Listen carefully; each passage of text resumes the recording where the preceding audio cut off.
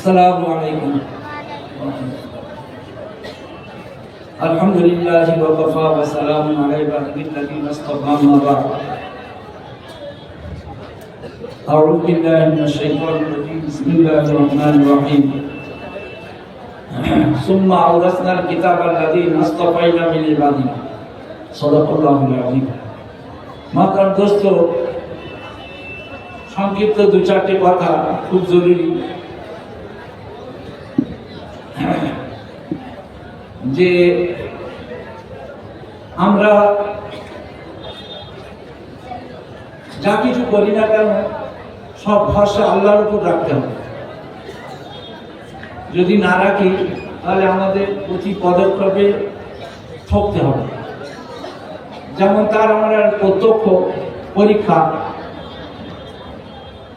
আমি আমার এই 38 বছর এইখানে অতিবাহিত হলো।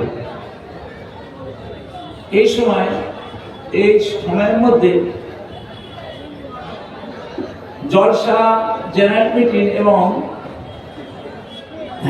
ঈদের সময় যে সমস্ত মানুষ প্রতিশ্রুতি দিয়েছিলেন মাদ্রাসায় দান করার জন্য, অনেকে দিতে পারেনি, না দিয়ে দুনিয়াতে বিদায় নিয়ে চলে গেছে। তো আমি চিন্তা করলাম যে এরা দিতে পারছে না কেন, কারণ কি? সেটার একটা কারণ হলো আল্লাহ পাক কোরআনে কারিমে বলেছেন, ওয়ালা তাকুলান্না লিশাইইন ইন্নী ফাইলুন যালিকা গাদা ইল্লা আন ইয়াশা আল্লাহ। তোমরা ভবিষ্যতে যা কিছু করতে চাও ইনশাআল্লাহ অবশ্যই বলবে, তাছাড়া ইনশাআল্লাহ ছাড়া কথা বলো না। তো আমরা যারা দান করি তারা কিন্তু আমরা ইনশাআল্লাহ বলি। ইনশাআল্লাহ যদি বলি তাহলে আল্লাহ আমার তৌফিক দেবে। আর যারা ইনশাআল্লাহ না বলবে, শয়তান তাদের নানা রকমের ভয় দেখাবে। যেটা কোরআন বলেছে, আশ-শাইতান ইয়াইদুকুমুল ফাকরা ওয়া ইয়ামুরুকুম বিল ফাহশা।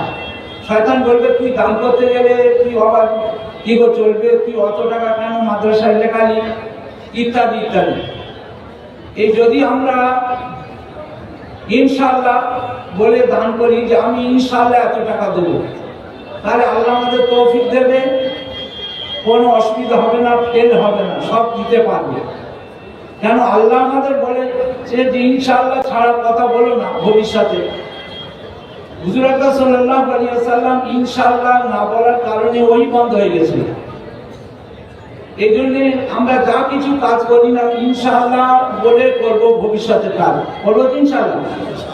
না বললে আল্লাহ তো তাকিদ দিয়ে বলেছেন যে কথা বলো না, ওলা তাকুলান না, একদম কথা বলো না।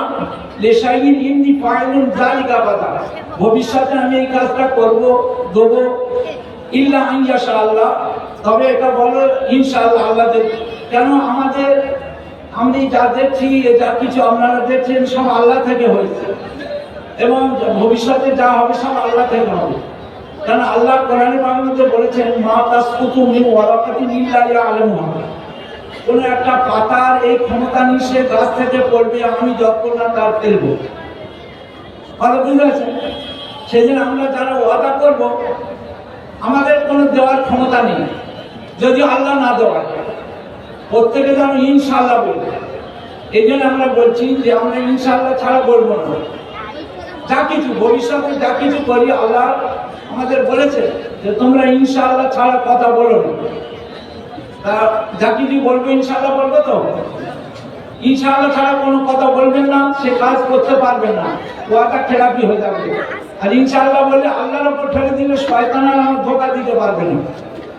আমি দেখছি এই 38 বছর যাবত 25 থেকে 30 লাখ টাকা অনাদায় হয়ে আছে। যারা এখানে প্রতিশ্রুতি দিয়েছিল দেবো বলে কিন্তু দিতে পারেনি, অনেকে দুনিয়া থেকে চলে গেছে, অনেকে বেঁচেই আছে। আল্লাহ তাদের জমাইনে বলে দিতে পারেনি। যদি ইনশাআল্লাহ বলতো তাহলে ওরা দিতে পারতো। ইনশাআল্লাহ যদি বলতো তাহলে ওরা দিতে পারতো। সেজন্য ইনশাআল্লাহ ছাড়া আর এর ভাববে না যে আল্লাহ আমাদের, যেমন কোরআনে পাকে এসছে বদরের যুদ্ধে যখন সাহাবীরা জয়যুক্ত হয়ে গেল, তখন নিজেদের মধ্যে একটা বীরত্বের মনের মধ্যে বিরক্তি যে আমরা বীর পুরুষ, আমরা জয়যুক্ত হয়েছি, এই একটা মনের মধ্যে আবেগে, তো আল্লাহ পাক সেইটাকে নষ্ট করে বললেন ফালাম তাকতুলুহুম ওয়ালাকিন্নাল্লাহা কাতালাহুম, তোমরা বীরত্বের পরিচয় দিও না, তোমরা কতল করতে পারো না, আমি করেছি ওটা। কাফেরদের যে কতল কে করেছে? আমি করেছি। যা কিছু হবে আল্লাহ থেকে হবে ইনশাআল্লাহ বলবো, এবং আমরা যা কিছু ইনশাআল্লাহ বললে আল্লাহ দেওয়ার তৌফিক দেবে। আর প্রত্যেকে যারা দান করবো তারা নিজেদের ফোন নাম্বার লেখাবো, যে আমার এই ঠিকানা বাপের নাম হলে তাহলে সুবিধা হবে। আমরা তাদের কাছে হয়তো বললাম, কিন্তু অনেকে এরকম আছে বলে গেছে কিন্তু কোনো হয় না, হয়তো অনেক মানুষ ভুলেও গেছে। সেই জন্য যাই বলে শুধু এখানে দান করার ক্ষেত্রে না, প্রতিটা ক্ষেত্রে ইনশাআল্লাহ বলবে, যা ভবিষ্যতে যা কিছু কাজে জমাতে যাই, যদি জমাতে নাম লেখায় ইনশাআল্লাহ যাবো। বুঝেছেন? এটা আল্লাহর নির্দেশ আমাদের উপরে, কোরআনে আয়াত দিয়ে বোঝানো। ইনশাআল্লাহ তাআলা আমাদের তৌফিক দান করুন। আর এই মনে ভাববেন আমি এটা করেছি, এটা আল্লাহ আমাদের পরিবেশ বলে করেছে। যা কিছু হয়েছে আল্লাহ থেকে হয়েছে, এবং যা কিছু হবে সব আল্লাহ তারাই হবে। কারণ আল্লাহ পাক বলেছেন যে আসমান আর জমিন আমার, যে আমি তৈরি করেছি সব কিছু। আল্লাহ আমাদের তৌফিক দান করুন। হুজুর আসুন। আমার প্রাণের ভাইরা, এখন আপনাদের সামনে বক্তব্য রাখবেন মাওলানা আব্দুল ওয়াহাব সাহেব। তার আগে একটা কথা বলি যে আমরা অধীর আগ্রহে দেখার জন্য অপেক্ষা করছি সেই ছেলেদের পাগড়ি। যত সময় পাগড়ি দেওয়া হবে ইনশাআল্লাহ এই হুজুরের বয়ানের শেষেই পাগড়ি দেওয়া হবে। সুতরাং আমরা সবাই খালি জায়গাগুলো একটু পূরণ করি।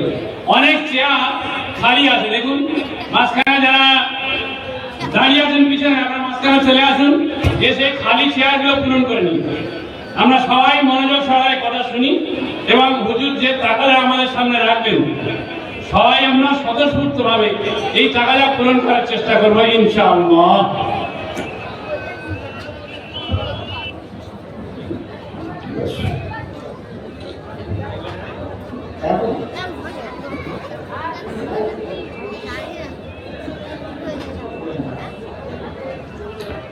अस्सलामु अलैकुम